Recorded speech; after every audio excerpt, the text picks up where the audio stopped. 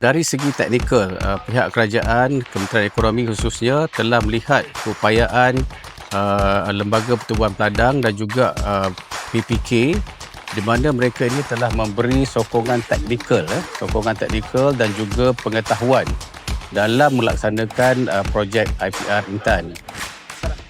Mereka juga telah memberikan satu bantuan di mana mereka telah membantu peserta mendapatkan jaminan pasaran. Itu yang paling penting. Apa-apa projek IPR, sekiranya mereka tidak mendapat jaminan bahawa produk mereka mempunyai pasaran, maka projek itu akan gagal.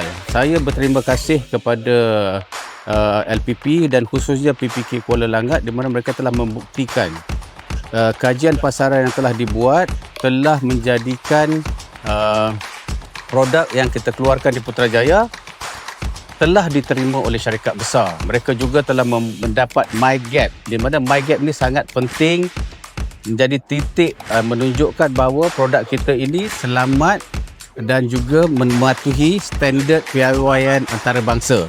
Oleh itu, kalau kita lihat, maka Nestle tidak ragu-ragu untuk membeli chili daripada projek IPR Intan Putrajaya dan juga projek-projek PPK yang lainnya. Saya menyeru kepada usahawan-usahawan muda, di mana kalau kita lihat tadi, peserta-peserta di IPR Intan Putrajaya, 60% daripada peserta adalah merupakan golongan muda bermula dari umur 20-an ke 30-an.